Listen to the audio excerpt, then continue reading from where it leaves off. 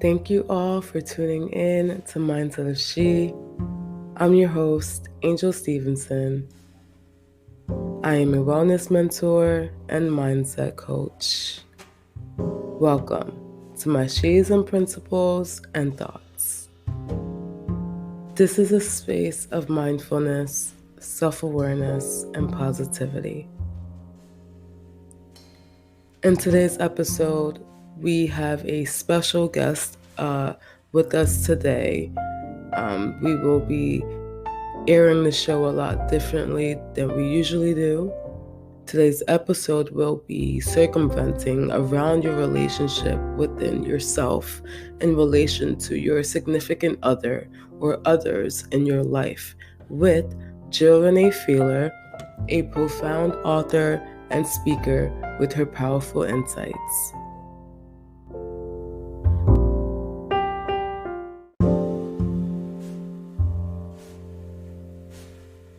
Background as far as your specialties and your insights that you can offer our listeners, what is it that you would like to tell us?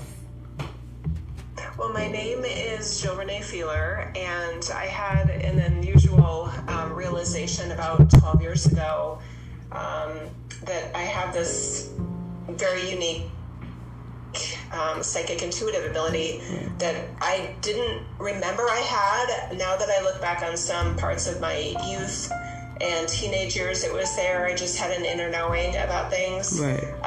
It's not necessarily prophetic, but if I have somebody's first name, I can tell you kind of what makes them tick and what their natural gifts are, what they're really good at, what makes them soulful, right? Which some people use the word godly. Yes. It doesn't have to be in any religious context, but what makes you a good person and special person. Spiritual within yourself, and that's just kind of the tip of the iceberg. It's kind of weird. I'll hear scientists talk about the nature of the universe, and there's an inner knowing of when they get things wrong. So it's a strange ability. It's not your normal intuition. It's not your normal psychic ability. But anyway, I use it to help people and help people understand themselves and help them understand other people and help them understand this world. Wow, that's beautiful. That's beautiful. Just having that focus within yourself and that belief and capability that you can reach that spiritual aspect, huh? Yes. So, yeah. So what is it that we can tell our listeners as far as having a relationship within yourself before we step out of ourselves to, delve into to seek that other companionship? Oh yeah, this is I love that you're asking this. There are a lot of strategies that I help my clients with to get more in touch with the layers of themselves. I have some quick strategies I help people use to access their another level of their inner voice. It's what we regularly find is that the brain is so strong for some of us that it's hard to access the range of us that is beyond our brain. And I try not to say higher than our brain because I think the brain actually gets confused by that. Right. So when we just say beyond, meaning even wider, just next to or just beyond, just wider than the brain, it tends to help the individual not get stuck in their brain. But one way to do that is to recognize that you are more than your brain. That's a huge awareness that a lot of people benefit from. I know that I thought, especially after going through college and getting that, box checked in my life, I really identified as primarily like my brain and what it could do. Right. And, my human roles and things like that. I didn't really have a lot of room for anything else because my brain had me busy. So I think the top 3 things that I would recommend: number 1, to acknowledge that you are more than your brain. Number 2, we all have a sense of intuition. We all have some nature of that, and that isn't the same for everybody. Similar to how, in other words, just because everybody has intuition. Doesn't mean everybody can tell the future. Doesn't mean everybody can tell what somebody's thinking or what someone's feeling. I feel like intuition, and I don't think most people understand this. Intuition is very individualized. Just like there are some singers that sing opera, and some that sing folk music, and some that sing hip hop. There's different flavors of intuition, and it's good to understand your own. And then the third thing I'd recommend is for people to, and I'll just use the word cringy, be willing to get cringy with themselves. Right. And what I mean by that is letting yourself be aware of the layers of you that you don't like, right? It's almost like tendencies or temperaments or habits that maybe you wish you'd gotten rid of or you wish would go away. If you make room for that in yourself and be willing to see it yourself, your relationships get better with you and then with other people. Because if there's any healthy, emotionally mature individual, they can see what you're not wanting to see in you. Right? And that creates a barrier. So there's a lot there and a lot to where we can go with this. Those would be my topic. I love that. Just like you said, acknowledging your brain, right? Training your mind to think positively brings out the best in you. It brings out the best in other people, right? Because you have that right mindset. And then with your intuition, listening and believing within yourself, that's like the goal. I think a lot of people get flustered or confused about questioning themselves when it comes to your intuition. I feel as though you are your sacredness to yourself. So if we are able to hone it and figure out that aspect of ourselves, I think we are on the right path. So I like how you said that. That's perfect. So, as far as that, us knowing ourselves and following within our intuition and accepting every layers within ourselves, that's how we're able to not seek companionship or love, may have you, but we'll be able to understand who we are and have that love or that second, I know you like to call it twin flame. I actually don't like that term. You don't like that term. Okay, we don't like that term. I resist that term because I find it used in such a codependent, right, negative manner, unhealthy fantasy way. So sorry about confusing about.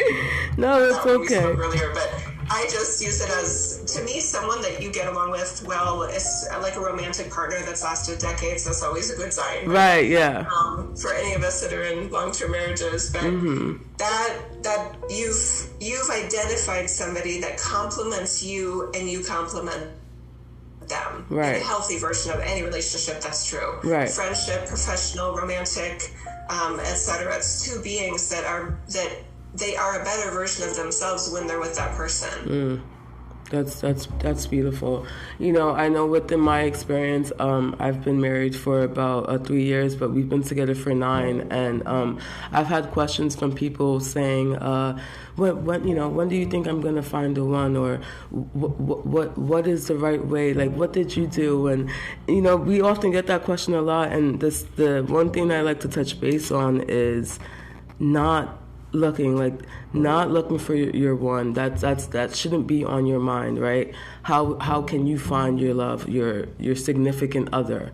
I feel like that's a question people try to what's the word? Just put their every focus on, when the focus should be within themselves, so that it can happen all together organically in a beautiful manner.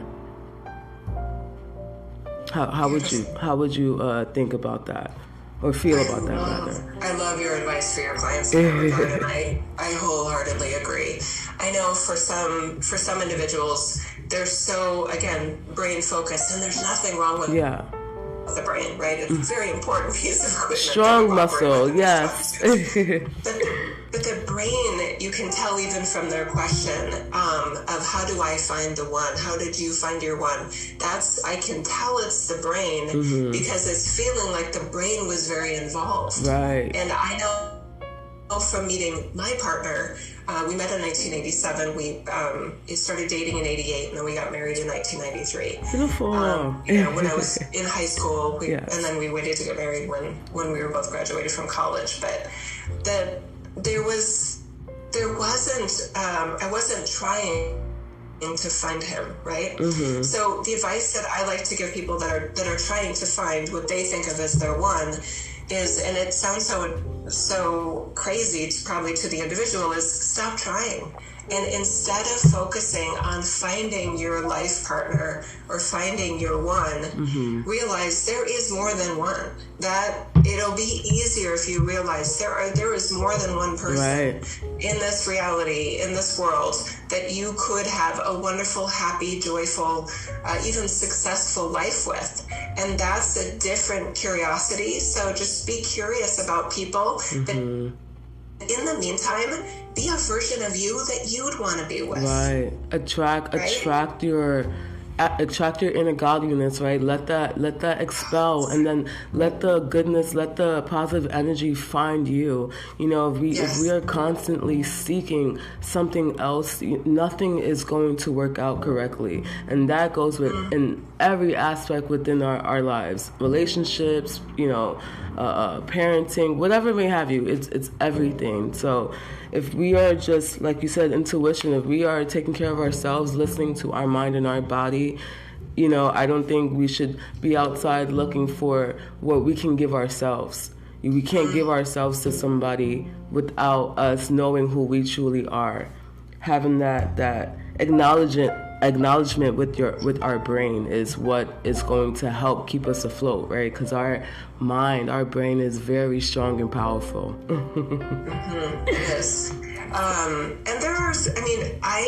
And I might be unusual in this regard, in terms of consciousness and spirituality and things, but I actually do believe in luck. Yeah. I don't necessarily believe in fate. Mm-hmm.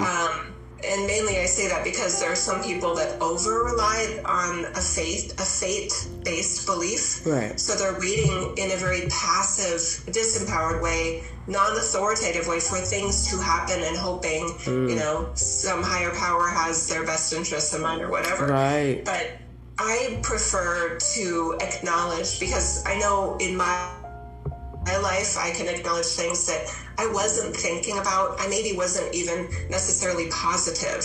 And something beautiful and unexpected and surprising and positive happened, but I don't take credit for it. Right. So I do find that I'm unique sometimes in the in positive thinking kind of communities, because I don't feel like I am a magnet attracting things to me in this world. I feel like I am a loving, caring, thinking person who is making myself available to positive things, but it's not all in my control. Right. And it's humbling for me as I do tend to be a very type A, competitive with myself type person. So when I had to acknowledge that, maybe this, specific goal, maybe it isn't all up to me. Maybe that going well isn't all in my hands. And I remember my brain just going, that's an unacceptable answer. But that whiter part of me was like, well, let's just look at how things went. Right. I mean,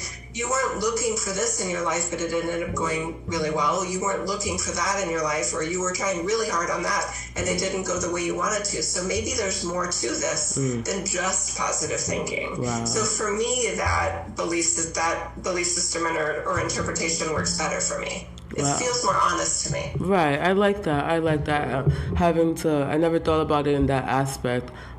Realizing that good luck is not just, it's not fate. It's not, it's just you thinking positively and having that good connection, positive vibe just being thrown out there and coming back so you can receive it. I think that's a great way to look at things, because I feel as though other people, they tend to think that, things are just going to be given to them and thrown at them, without having to think in a positive manner, just feeling as though they deserve that and not actually having to put in the work to get that, that end result. Yeah. So. The other part that makes it complicated is that our brains, although being very powerful, they don't control our destiny, and they don't control our reality.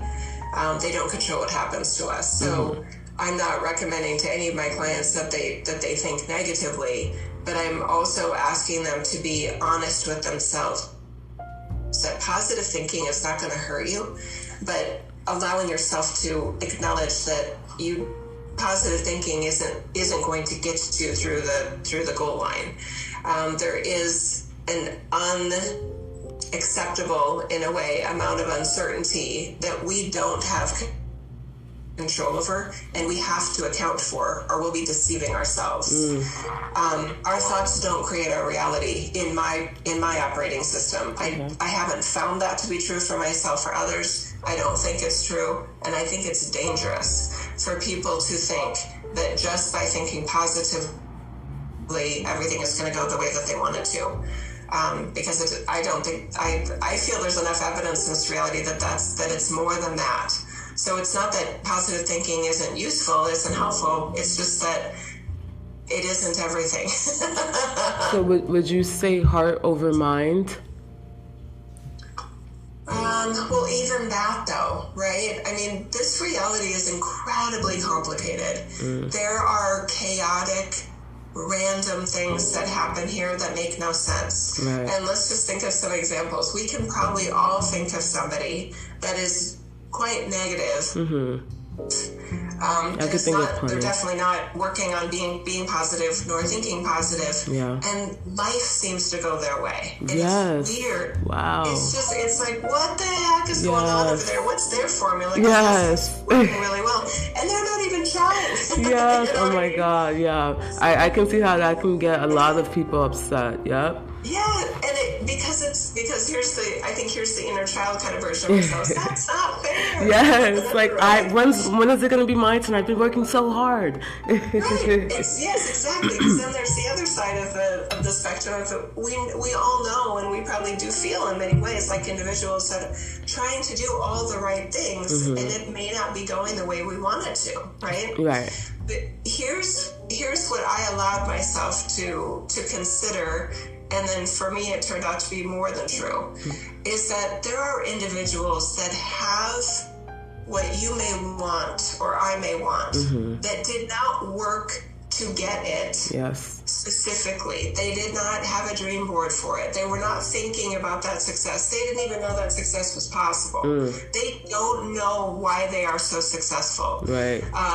And I'm surrounded by people like that. And I would even put my husband and I in this category.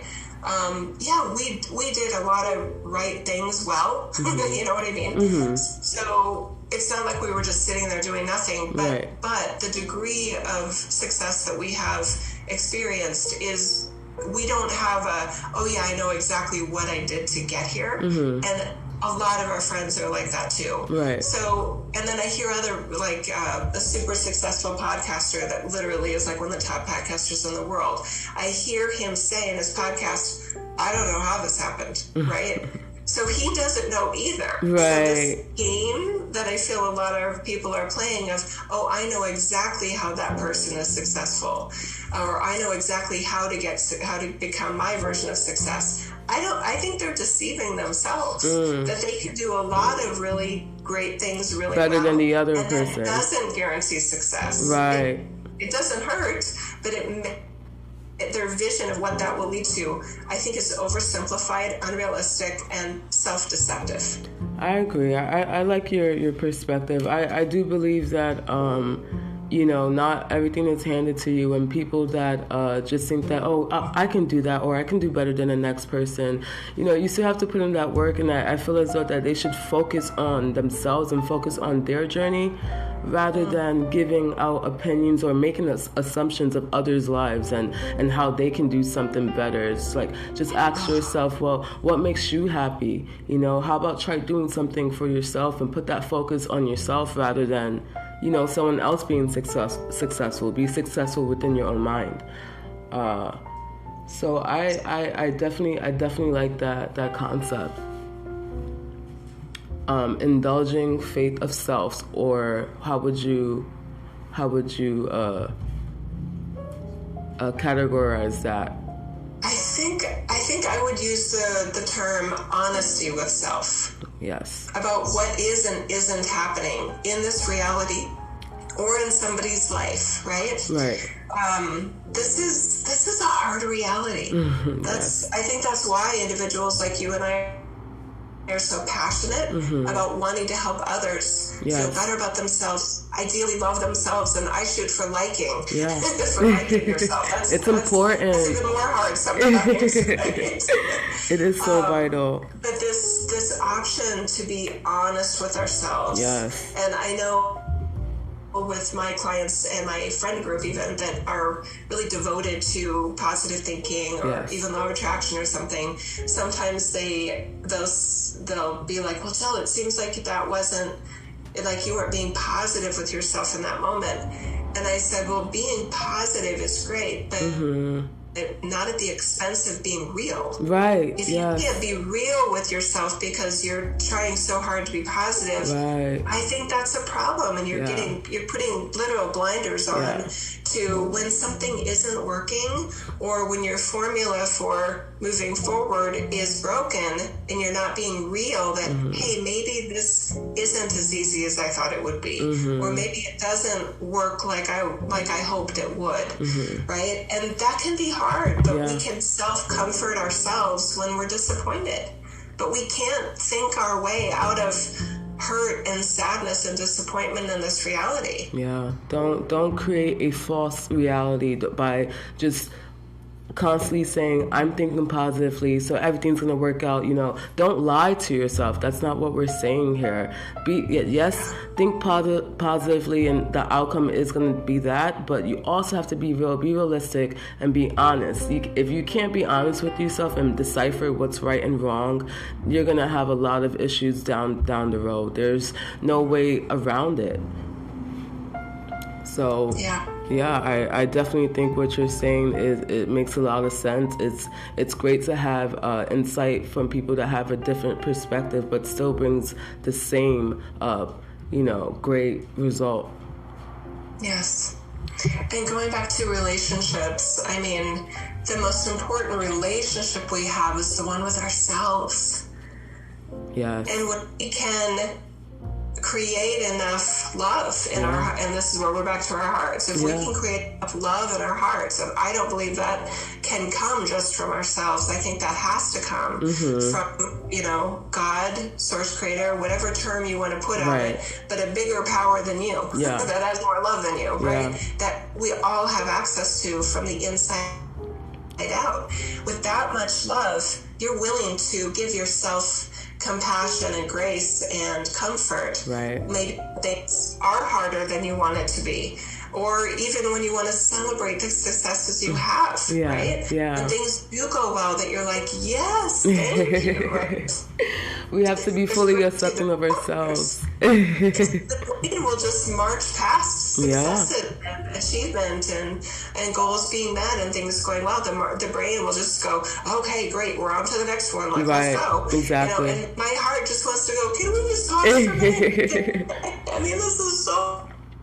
Acknowledge yourself. We have to be fully accepting of ourselves before, we can love anyone else.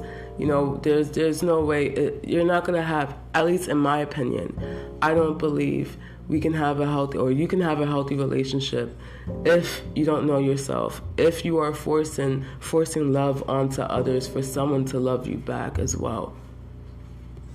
And I feel like we have to be very grounded within ourselves, and even just having small mental mantras or something to get us going to stay whole within ourselves, to build a relationship within ourselves is so important and critical before we can delve out our being with someone else, before we form that, or before you form that bond with that person, right? You want it to be healthy. Yes, and honest and real, and honesty and realness starts with us. And communication. I'm sorry, what was that? I said also communication as well. Oh, that's a big one, because expressing yourself, being able to actually speak your mind, right? This is where honesty comes back into play. We have to be able to deal with our emotions and handle it so we can be able to communicate with our significant other, right? If we can't fully express ourselves or say what's gonna possibly hurt the other person's feelings, or whatever may have you, if you can't be that honest, you have to question yourself. Are you really in a true healthy relationship? Is this right for you? Are you making the decisions for yourself correctly to give your full being to someone else? How would you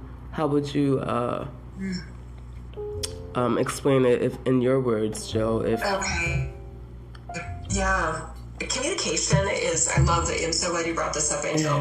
This communication, and there are different communication styles, and I like to point this out to my kids are 17 and 20, help, especially when they are in relationships, that I told one of them, if you feel like you're regularly trying to explain yourself or trying to communicate with someone that is not they're not reciprocating in their communication back to you, or even receiving your communication, that's a communication style difference, right?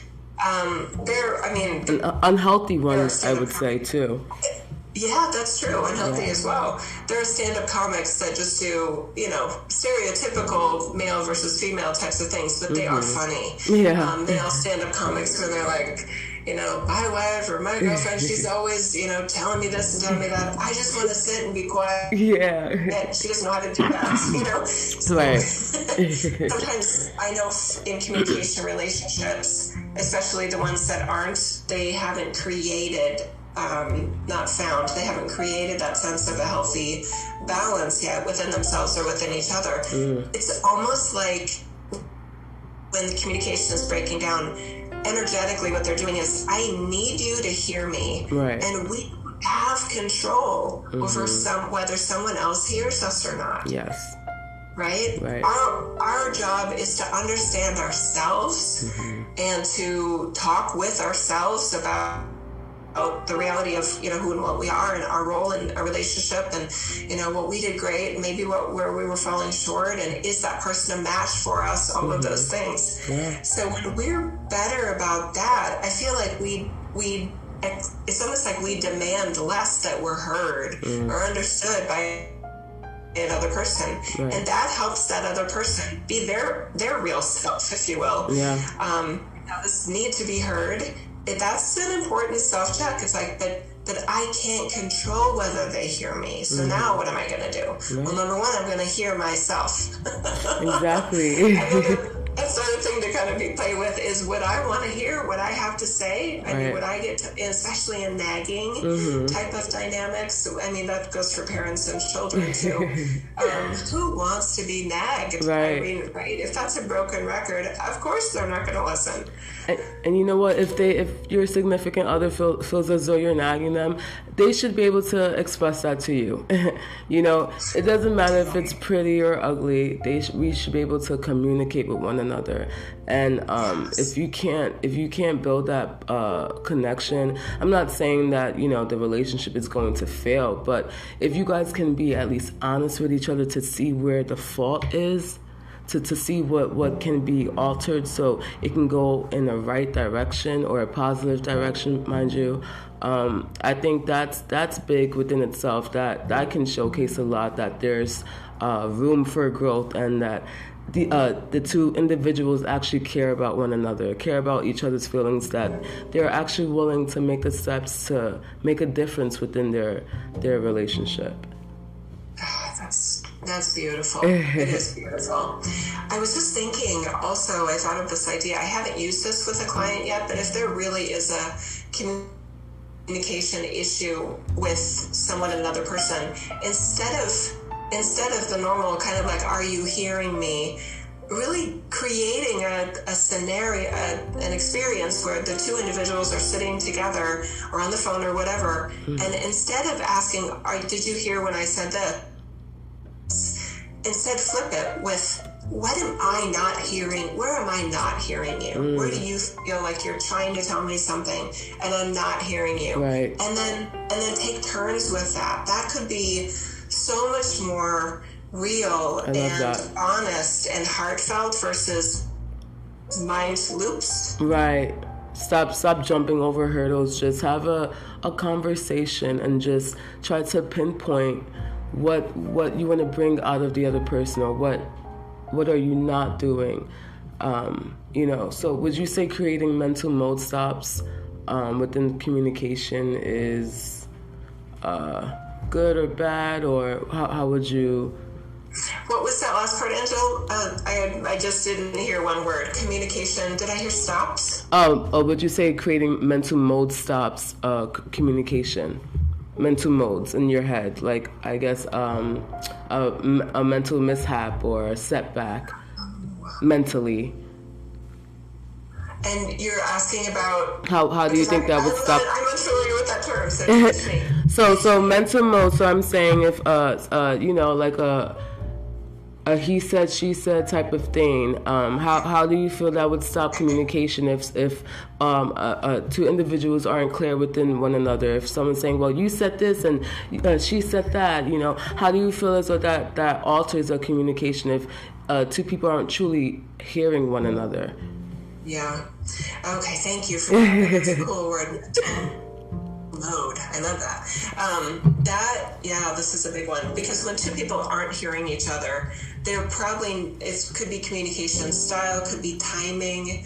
It could be that there just isn't a meaningful, deep connection between those two individuals. So something else maybe more important is missing than communication, right? If two people just can't hear each other and can't understand each other, there are techniques to start to hear each other, but also it might be, I don't want to overemphasize signs because that can become problematic. That might be an indicator that something else is going on if they just keep missing each other.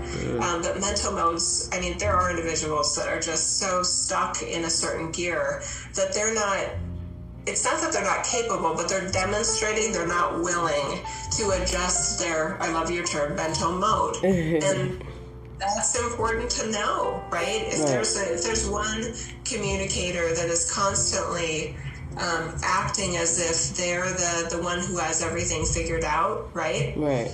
And then there's the other one feeling like they're getting beat up all the time, or like, hey, you keep acting like you know me better than I know me, or you seem to think you know what I'm supposed to be doing with my life, and I don't agree with you. Right.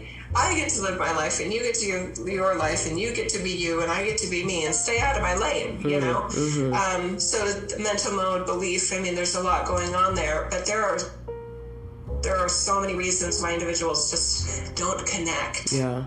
And some don't even know why they don't connect. So that's why it's important, to be self-aware within yourself, to at least give yourself the time. There's no other way. There's no other way to say it. Like, you have to give yourself that time to form that connection within yourself, right? So we'll be able to see how we alter. We'll be able to see how we perform. Make decisions, think, love, and eat everything. If we don't do that for ourselves, we're gonna have a lot of questions along the way. There's gonna be a lot of confusion. So that's true. Yeah. And get help. Yes. I think we all know somebody that gives speak great up advice, or get professional. Like you or me, reach out to an objective person. We're here to help. That has some gifts, abilities, or training in helping you be real with yourself or about a situation. Yeah. But I think in every client situation where there is a really, really unsatisfying, kind of going nowhere relationship, whether it's professional, romantic, or otherwise, there's a part of them that knows it, right? Yeah. So there's many times when I share, my part using my gifts and abilities, and they're like, okay, and they're not like, what? Right. I can't believe you said that. They booked a session, they booked a package with me. They know, right? And they're not shocked, and it's almost like they're letting me play a role for them, where they are letting themselves finally be more honest with themselves. Right. It's that comfort. Right? And they'll sometimes say, yeah, my friend Jackie, she said that, or I know that's exactly what Simone was saying. I mean, so it's like, yeah, they've heard it. They just haven't wanted to listen. I love that. So would you say there are points to create self-redirection? For some reason, I'm so sorry. My speaker might be bad. Can you say it one more time, Angel? Of course. I said, would you say that there are points to create self-redirection within yourself for your clients? I think those kind of points or opportunities are made. I don't know if they're pre-made, but I'm of the belief, and it seems to work well, that anyone is always ready for the truth. Yes. Especially when it is offered with love and positive intentions. Yeah. It's not forced, offered. I love how you repeated the word offered. It's just offered, right? Right. We have to be willing to face ourselves, right? And that it might not be too pretty, but that's okay, right? That's how we can literally pinpoint what to do next, right? We have to know the truth. We have to know the good, the bad, and the ugly so we can make it to the next level. There's no way to skip any steps, because then you're just going to find yourself right back into another hurdle until you complete that level. You're still going to have to keep going until you complete it. So if we just if we don't stray and we choose to stay, everything will work out in our favor. So I have a question for you, Jill. Yes. How can you break free from your emotions? So we're able to give ourselves to the other person when it comes to communication or just being ourselves with another person. Oh, I like that question. Let me feel into that here. We are more than our brains. I've already talked about that and offered that. I believe we're also more than our emotions. And when we can allow that wider range of who and what we are to be real and present amidst ourselves, we are better equipped to be that with another person. And that makes every relationship better, right? Yes. Because you're not pretending, right, that you are just your emotions, right? You're not pretending, that person isn't pretending that they are, needy or overly dependent or just insecure, just anxious. I mean, that may be a layer of them, but that's not all that they are, right? So I find that approach helps us like and love ourselves more and helps us be more likable and more lovable in every relationship literally in the world. Right. Just knowing yourself, that's the big goal here, So would you say self-love gets you to your goddess self, true self-love, right? Self-love, I have a super strong brain, and my brain feels unsatisfied with self-love, even though my heart loves the term self-love. But yes, my answer is yes. I do believe that self-love is the access point to that inner goddess self, the soulfulness, and depth, and realness, and authenticity, that sincerity that maybe we all are somehow kind of desiring for ourselves and for others. That when I tell my brain I need to love myself, it kind of feels lost because the brain doesn't understand love, right? So my brain, when I hear self-love, thinks perfection. Oh, I need to be perfect at all these things because that's what my brain loves, is perfection or beauty, or and my brain has high standards, right? So I think a lot of people might be like that. Right. So what I had to create, I didn't find it, I created it, is a system where my brain can understand unconditional love. Right? Because I was like that with other people, right? With my inner circle, right? I love them even when they're not their best. Right. I have love for them based on grace and compassion and godliness, right? That isn't based on achievement or perfection. But I wasn't giving that to myself, Angel. Right? So I had to acknowledge that, oh wait, I'm being way harder on me than I am any of these people. And I need to redefine what the self-love means, because it literally means choosing to love myself even where I am deficient, even where I am not my best, even where I am possibly even just really a jerk. You know what I mean? Just wherever there's layers of my Jill that I don't like so much, that the bigger part of me or the godliness part of me has more than enough love for that aspect of me. And I can let that in. That's versus beautiful. Working on perfecting it. I'm a better Jill with this system. I love that.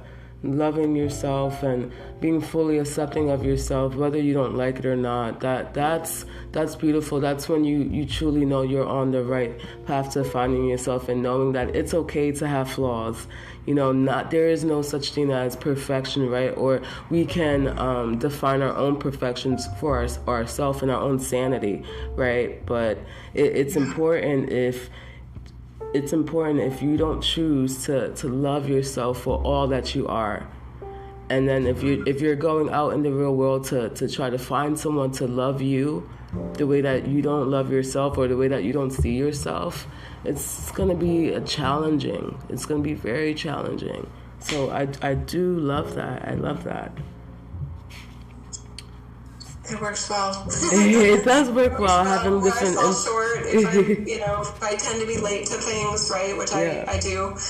Sometimes I misread traffic. I overcommit myself to getting things done, and if I'm late to something, my brain will really quickly go, okay, we need an excuse. I think to almost lie to ourselves about why we're late versus the realness of we didn't leave on time. That's why we're late. That's why we're late. So if I can say that to myself, my communication with that other person that I'm late to or late for, I can be honest with them. I'm so sorry, I just left late. And number one, I can say I'm sorry and mean it. I'm not trying to come up with some story about it. So that version of self-love, I think, aids my relationships and communication styles. And I do find that clients are better at that than they think they will be, but their brain doesn't like it, especially if their brain is if they identify with being a person that doesn't make mistakes or is always on time, etc. The brain is going to be really quick to go, oh no, this is unacceptable. But it's happening right now. I don't care, brain, whether you accept it or not. I'm right. I love it, Joe. I love your insight. So powerful. It's so beautiful to hear someone else's perspective and have our listeners know that it's okay to have your mind to think, right? It's okay to find yourself and have that relationship within yourself. Build that relationship. And, I'm going to constantly say that all the time because self-awareness is so important. If we are not fully self-aware, how can we love? How can we know to think correctly? How can we eat healthily? How can we make the proper decisions? How do we know if I like the color pink or blue? Just as simple as that. So I definitely love that. And I appreciate you coming on today and, knowing that I even had some mishaps, you were still honest and still pure to jump on my show today and offer your insights to my listeners. And I love that. And I appreciate you. Thank you so much, Angel. It was such a pleasure. Thanks for having me on. And I'm sure I'm speaking for your listener. I guess I'm speaking for your listeners. Your voice, I love your voice. I can listen to your voice all day. Thank you so much, Jill. I love you so much. And before we go wrapping up, what type of energy would you like everyone to walk away with asking themselves today? And something to say to themselves to open their minds. Yes. Okay, how about this? The self-statement or mantra, as some people call it, would be, I have more than enough love to love everything I am while striving to be a better me. Love that. So beautiful. So beautiful and pure. And it's like we should just end it right there. That was just golden. Oh, good. I like how came through. I need to write that down. Right? I'm going to go back and record over the recording, write it down, make sure I get that. Make sure you guys write that down. That's a perfect mantra. And make sure to look out for Jill Feeler. She is great at what she does. Feel free to, I don't know, Jill, do you want to leave your contact so people can reach out to you? I know you do offer coaching sessions, and if anyone needs assistance with self-help or just finding themselves, finding a better purpose within themselves, Jill and I can assist you with that. But Jill, I'm going to have you go ahead and leave your contact so people can reach out to you if need be. Perfect. Yes, thank you. So my website is jillreneefeeler.com. Just JILLRENEE Feeler, F as in Frank, EELER.com. I'm on Instagram at Jill Renee Feeler, Facebook at Jill Renee Feeler, LinkedIn at Jill Renee Feeler. So there's a lot of options to find me, and it's all under my name. And I will make sure I grab that from an email for you so I can put your contact in the show notes so people can make sure that they definitely get your contact information, Joe. I appreciate you taking the time and coming on to the show to offer your insights. I know I was a little late, and you have been so appreciative of that, so I respect that. And I hope you take care and your business flourishes and you keep on with the positivity in this world and universe. Same to you, Angel. Thank you. Thank you so much, Jill. We will talk soon. Thank you.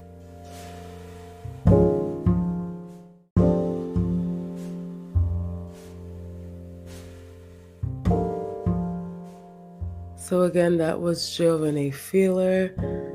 She is a profound author and speaker. Her insights are definitely rewarding and have a different outlook in life and how others perceive perceptions. So it's great to have different outlooks from other like minds, and gather how their minds intertwined with other people, other like humans like myself. So I hope this episode has been rewarding to you all in some way. Please feel free to share your insights. You can go ahead and leave a review, or let's have a discussion in our Facebook group, Healing Beauties of She. Let's discuss further about this topic. At some point, I believe we have to be honest with ourselves, right? Understand that it's possibly going to be a rough road, but if you choose to be fully accepting of yourself, you are able to unfold all of your strongest capabilities to form love within yourself, in addition to other individuals, your friends, your significant other, whatever it may have you. Don't lose sight of what the necessary steps are to form a better you within yourself, right? And enlightened relationships you happen to stumble upon, including a relationship with yourself. It's very important. It is very important that we take the time to at least be somewhat aware, right? We have to be honest with ourselves at some point. So, of course, moving forward, should you need any guidance or just a step forward, I've implemented key components for you to hold yourself accountable. She is Balanced, She is She, daily reminder checklist, along with 2 other services that I have available for you guys on my website. Again, check the show notes. I will be leaving directions on how you can retrieve such, okay? I want to thank you all for tuning in today to Mindset of She. I know our episode usually is just with me speaking and sharing my insights with you, and I definitely love that I was able to have this chance to have Jill come on here and share some positivity for you guys. So thank you again for tuning in, and please feel free to contact me. Should you have any inquiries, any questions, would you like to schedule a consultation? You can also visit my website to do such. We can connect on social media as well. Facebook at Beauty and She, Facebook group Healing Beauties of She, right? A environment where we can all come along and hone our she presence, stand up for ourselves, discover our paths to she, right? Discover inner being, and surrounding ourselves around like minds, around other people that can help uplift us and also share our insights to others, right? So learn from one another as well. So go ahead, join our Facebook group community. You can also follow me on Instagram at beauty.in.she and on Twitter at Beauty and She. Please make sure to visit my website, beautyandshe-wellness.com. Please make sure to check our weekly blogs. Please subscribe. And thank you all again for tuning in. Stay blessed.